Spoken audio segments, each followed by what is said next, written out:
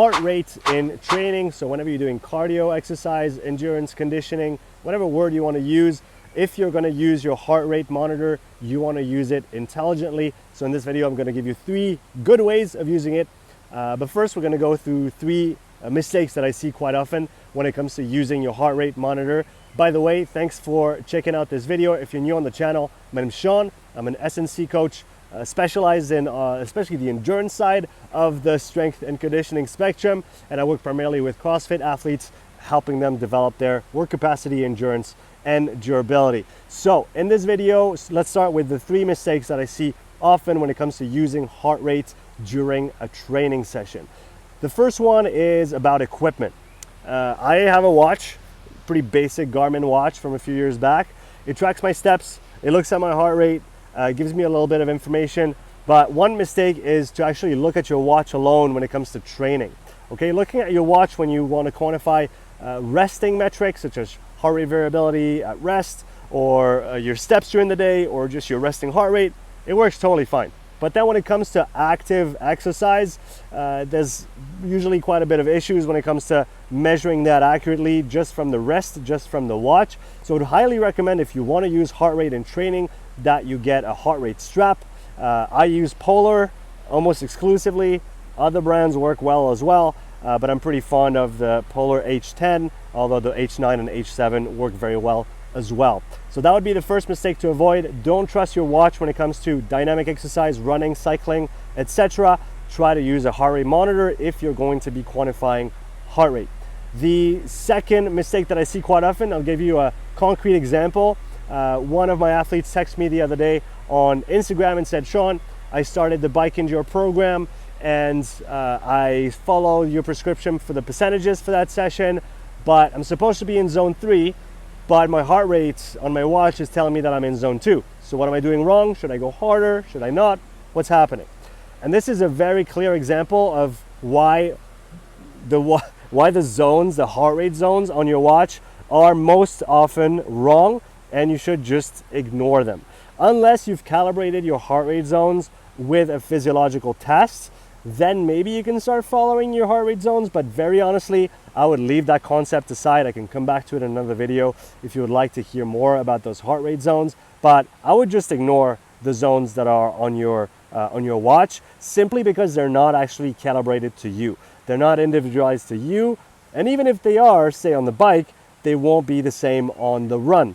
So you cannot just look at your watch and trust whatever zone they're telling you that you're in. Even if you've actually measured your heart rate max, even if you're using heart rate reserve, all those things are maybe more fancy in terms of equations, but it doesn't make them more correct.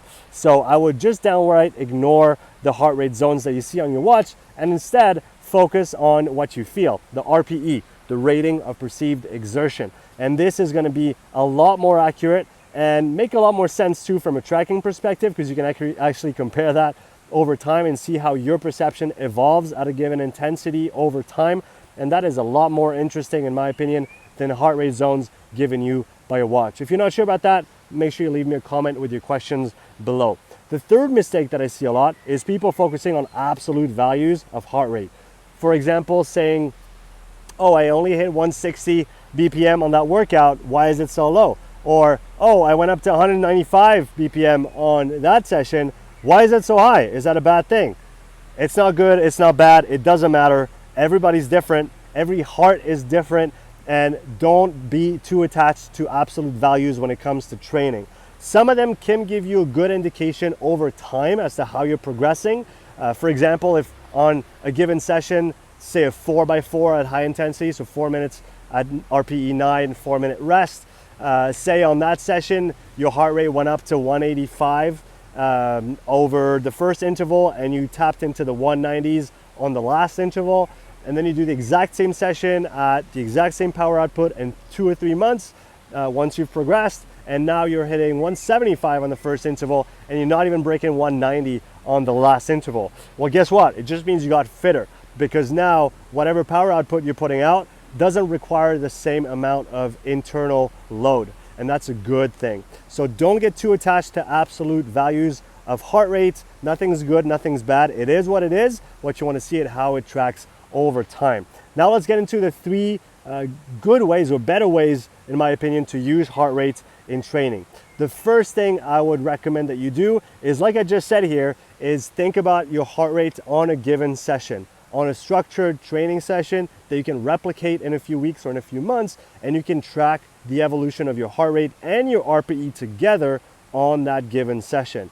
Of course, the session has to be the exact same and in the exact same conditions if you want to be able to compare that information from session to session.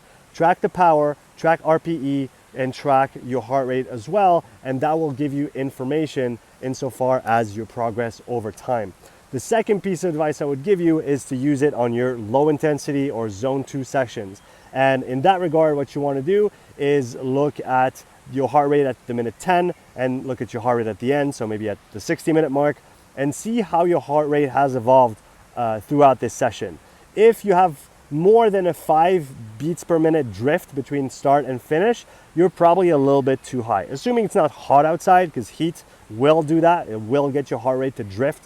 But let's say you're in a controlled environment, you're inside on a home trainer or on a treadmill, and you got a ventilator going, you got some air flowing, and you're not going to overheat because of the outside conditions. If your heart rate goes up between minute 10 and minute 60, you're probably going a little too hard on that low intensity session. So heart rate drift can be a really good indicator to whether or not you are at low intensity. And the third way that I would use heart rate in training is looking at another metric we haven't talked about yet, which is heart rate recovery.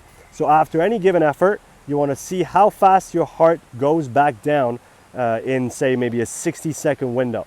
And that can also be a good indicator of progress in fitness. And I would couple that with my first advice, which is look at your heart rate on a given session, look at your heart rate during the recovery bouts of the same session, and track that over time. The reason being is I have seen people that did not change in terms of what heart rate they were expressing at a given power output between the first session and the retest maybe 3 months later. But I have seen those same people that didn't show a change in actual heart rate see a tremendous difference in their heart rate recovery. So to be clear, their heart rate did not change at a given power output, but then when they stopped exercising, the heart rate went down much faster, whereas before they maybe got 20 beats, 25 beats back within the minute after exercise stopped. And after practice, after training, and after they've adapted, they would display maybe 40, 45, or even 50 beats that were taken back after the cessation of effort. And that, together with the first piece of advice, which was quantify your heart rate during the session, would be the best way to track progress over time using heart rate. But again, don't get bogged down by your heart rate zones. It's a nebulous concept. It's approximative at best, and I would highly recommend you just leave that aside. Use your rating of perceived exertion, your RPE, and use power over time, and compare that heart rate data rather than just tracking it and looking at the zones. I hope you enjoyed this video. If you did, make sure you leave me a comment. I'm going to endeavor to make more content on the English channel. If you want more, please let me know in the comments. Also let me know what topics you'd like me to cover. I'm always open to suggestions. Hope you're well. Ciao. See you in the next one.